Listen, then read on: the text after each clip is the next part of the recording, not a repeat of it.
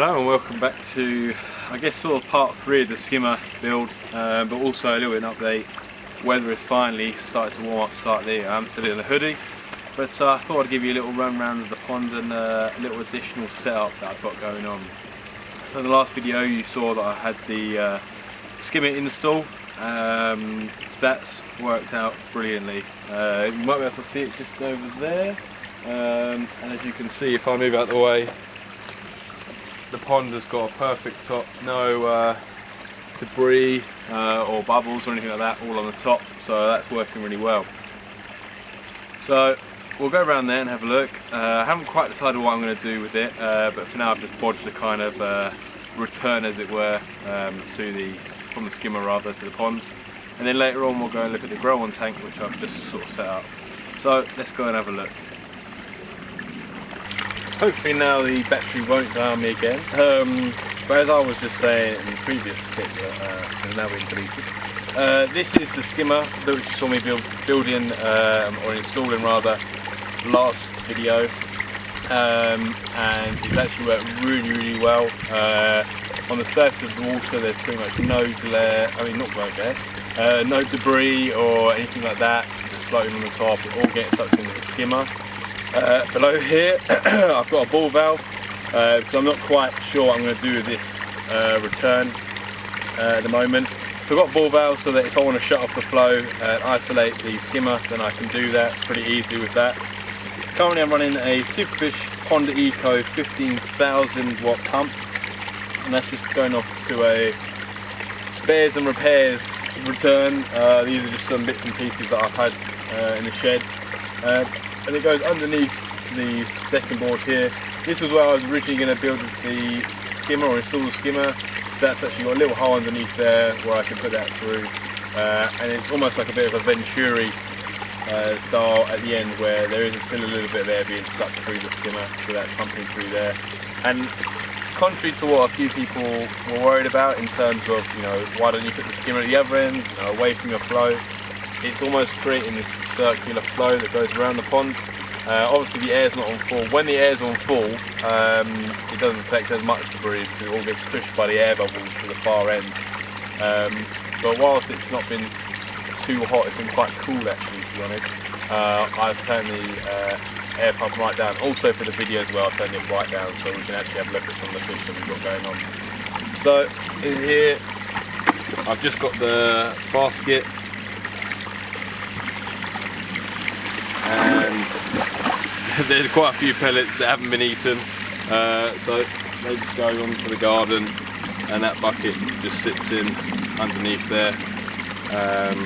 So that's working really well. So we'll go and have a look at the actual fish in the pond. So we've got quite a few fish still in the pond. It's looking a little bit more empty, hence because I've got the grow on. So a lot of the coral that I've actually got are sort of these black mirror carp sort of things. As I say, they are free, most of them, to a good home. I'll probably keep one or two maybe, but most of them are free. There's a little roach, the rudd just there. Someone corrected me, it is a rudd, not a roach, as far as I'm aware. But if I just take you off the tripod so you can have a little look around. So we've still got Big Red over here. I'm sort of thinking maybe it's Big Red's time, a little bit more sluggish. Still swimming around the pond fine, but it's a very old koi, as you can see by the kind of dullness of the scales, and it's been through the wars. Not in this pond, well, there's been a few things here, but I think in its previous life it's just had a long old couple of years, so I think Big Red may be on our way out.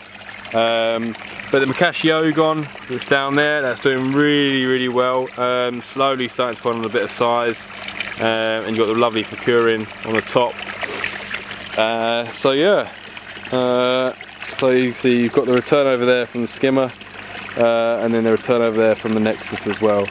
So that's the pond as it is now. See, a very big empty space, a lot better than it was obviously a few videos ago when it was just jam-packed in here. A lot more space for the fish to all move around, and hopefully I can get some underwater clips as well to show you. Now, something else that I did since the last video is I purchased some second-hand media.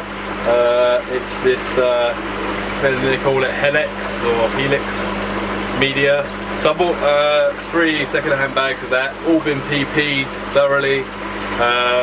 There was probably nothing left. I'm surprised the Helix didn't actually disintegrate itself, the amount of PP I put in. But it's been really great, obviously, to have a lot more media within the Nexus. And that means, you know, a lot more bio filtration in the summer months. Obviously the fish load has gone down, but the media has been packed up.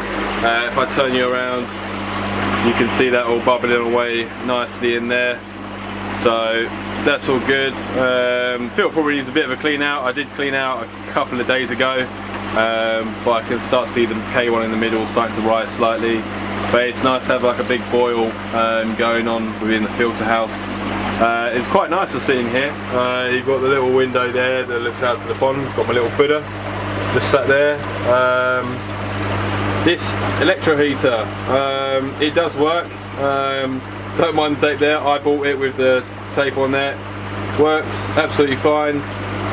But I don't think I'm going to have a need for it. So if anyone out there on the YouTube space would like to buy this, drop a note in the comment, maybe with an email, or you can email me. I think my email's on the YouTube.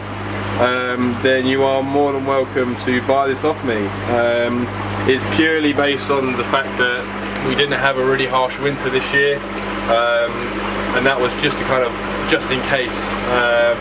If someone's out there that wants to buy it off me, then they're more than welcome to.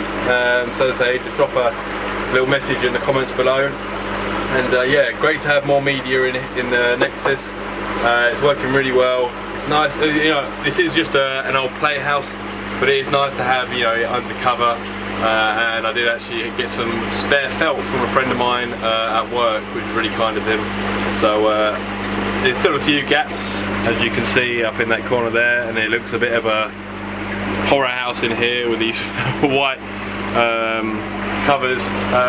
But it is nice, as I say, to have a little space in here with the filters protect from the elements, and obviously I've got more my electrics and things down there. So we'll go head over to the grow-on tank / quarantine, or grow-on than anything. So guys, I've cleaned out the greenhouse slightly and then refilled it with koi stuff as usual. A few gardening bits over there, but I've got a little basket of all my bits and pieces over there. Microscope, medicines. I'll probably get a little box to keep the medicines in so they're not always in sun. Most of those are actually empty. It's more just to remind me what I need to have. All sorts of fittings and gates and things. This is a multi-cyclone, I believe. All works perfectly.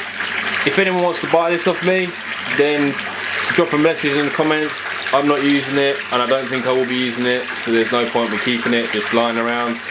As I say, just drop a message in the comments below. And now I picked up this, I think it's a show koi vat. Now this one is, I think, the 2 meters by 0.6 meters deep. Obviously I haven't filled it all the way up. Partly to keep a little bit of heat, shallow water means more heat, but also it means that there's less chance of anyone wanting to jump out or escape. So, and in here we've got Martin, you'll remember this is your Hyatt Suri, so that's in there. I've got a King Hyatt Suri, Kajaku from Exclusively Koi, Kimonaruri, I don't know how to say it, little white Ogon, and this little Kajaku. This little Kajaku, hopefully I'll be able to put up a photo here. I picked that from Exclusively Koi. I won that on one of the eBay auctions. I'm not sure who, no one was bidding after it, so I really liked it. I thought there was a bit of potential in that koi. So hopefully this little grow on setup that we've got going on will do quite well. Nice securing, a little bit of I'd call a dirty head in terms of, it's not quite a clear white, but who knows, that could be a really nice fish. And I'm just simply running that on an old Owazi 6000 that I had lying around. new filtration, new filter pads, backtoe start was put in there, and that's running off an ORZ pump down there. I did think about putting the heater there, but it is quite warm in this greenhouse as it is, and it's quite nice, you know, obviously have all my, these are some garden bits, but nice to have all my koi stuff there, and then obviously koi bits on there, measuring bowl, tripod, and it's quite a nice place to just come and sit in here. It's not a super powerful flow, so it's, you know, it's quite peaceful just to sit in here, watch the fish, and it'll be a good place to add some fish as well. So yeah, that's what I've been up to, so we'll head back outside. So guys, as I say, it's just more of a little catch up, just to let you know what's going on. The skimmer worked out really well, obviously first time fitting it on my own, and every time you cut into the liner it's never the most easy or calm thing to do, especially when it's the main part of the pond for most people, obviously keep the fish in and the water. But it's been great to watch all you guys on YouTube. Lee, amazing extension. If you haven't seen it already, you need to go and watch this guy. Man, this guy works hard. And he's also got, if you're interested in sort of models, painting, Warhammer, that sort of stuff, he's got another channel, I think called the Modelling Soldier, or the Model Soldier, I'm not sure, but I'll put a link down in the description below. I don't know if you guys have seen Carl and Alex, I think it's Carl's Pond. They used to be Carl and Alex Fishing, they are now just Carl and Alex is doing his own thing while camping. They've got a really nice pond coming up, much better videos than mine. But yeah, so we've got a grow on going on, hopefully with this warm weather that we're sort of having, or wishful thinking, as I say that, the sun pops out, and the skimmer has worked out nice. Bit more media in the koi pond, with the filter, so hopefully that will help during those heavy summer months of heavy feeding. I'll probably need to change the UV bulbs at some point, so that's another thing I need to do. But thanks ever so much for subscribing to the channel. I think we're about 850 thereabouts. It would be great to get to 1,000. Obviously that's not my main mission. Main mission is just to, you know, get as much advice and feedback from everyone. And as I say, it's always great to see other people's ponds and how they're doing. So yeah, that's it from me for today. And keep on koi keeping. Keep on koi keeping. That might be my new phrase, keep on koi keeping. So yeah, sun's out, I want to go and do some more work around the garden, but for today that's all that I've got for the pond videos, and hopefully you'll see a bit of drone footage. I haven't got out with the drone for a while, so I thought I'd give it a fly around. So as I say, if you enjoyed the video, like it, subscribe to the channel. Main thing is subscribe so you can keep badgering me with advice and letting me know how to go the right direction and not the wrong direction. So yeah, looking forward to it. Thanks so much for watching, guys.